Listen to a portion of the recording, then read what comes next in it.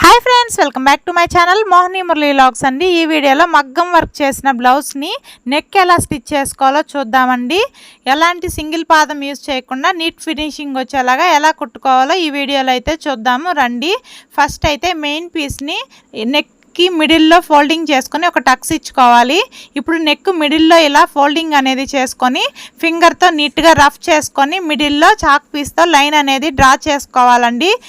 Neck మాత్రం cut చేసుకోకూడదు, stitch చేసిన తర్వాత కట్ చేసుకోవాలండి. సేమ్ ఇదేలాగా లైనింగ్ని కూడా మిడిల్లో ఫోల్డింగ్ చేసుకొని ఒక టక్స్ ఇచ్చుకొని ఫింగర్తో రఫ్ చేసుకొని మిడిల్లో ఒక లైన్ అనేది డ్రా చేసుకోవాలి. ఇప్పుడు మెయిన్ పీస్ రైట్ సైడ్ లైనింగ్ని పెట్టి మిడిల్లో మనం లైన్ అనేది డ్రా చేసుకున్నాం కదా, ఆ లైన్ పైనే స్టిచ్ అనేది కరెక్ట్గా మిడిల్లో వచ్చేలాగా పెట్టి ఒక కుట్టు అనేది వేసుకోవాలండి, కదలకుండా ఉండడానికి నెక్ స్టిచ్ చేసేటప్పుడు. ఇప్పుడు వెనక్కి తిప్పి మనకి నెక్ లైన్ ఎక్కడికి ఉందో అక్కడికి ఎడ్జ్న కుట్టు పడేలాగా కుట్టుకుంటూ రావాలి. చూడండి, ఎలాంటి సింగిల్ పాదం అనేది యూజ్ చేయకుండా డబుల్ పాదంతో కూడా చిన్న మిషన్స్ ఉన్న వాళ్ళు కూడా చాలా ఈజీగా మగ్గం వర్క్ చేసిన బ్లౌజ్ని కుట్టుకోవచ్చండి.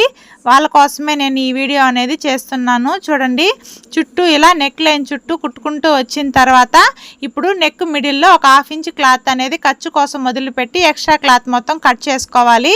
ఇప్పుడు నెక్ చుట్టూ చిన్న చిన్న కట్స్ అనేది ఇచ్చుకోవాలండి. ఇలా ఇచ్చుకున్న తర్వాత లైనింగ్ని ఓపెన్ చేసి ఖర్చు అనేది లైనింగ్ వైపుకి వచ్చేలాగా పెట్టి లైనింగ్ పైన పై కుట్టు అనేది వేసుకోవాలి. ఇలా వేసుకున్నట్లయితే మనము తిప్పి కుట్టుకునేటప్పుడు మనకి లైనింగ్ అనేది పై వైపుకి కనిపించకుండా అలాగే నెక్ షేప్ అనేది పర్ఫెక్ట్గా రివర్స్ అవుతుంది. ఇలా కుట్టుకున్న తర్వాత ఇప్పుడు లైనింగ్ని లోపలికి మళ్ళించి main piece right side neck చుట్టూ పై కుట్టు అనేది వేసుకోవాలండి. ఇక్కడ వర్క్ ఉందనేసి అక్కడ నేను స్టిచ్ అనేది వేయకుండా ఇలా స్టిచ్చెస్ని ముందుకి జరిపి ఇక్కడ నుంచి స్టిచ్ అనేది వేస్తున్నానండి.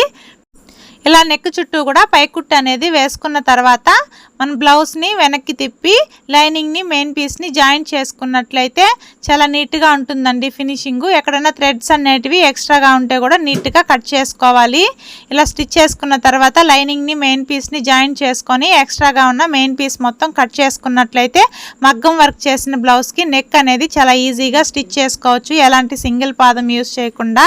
చూడండి ఫినిషింగ్ అనేది ఎంత నీట్గా వచ్చిందో. Bye friends.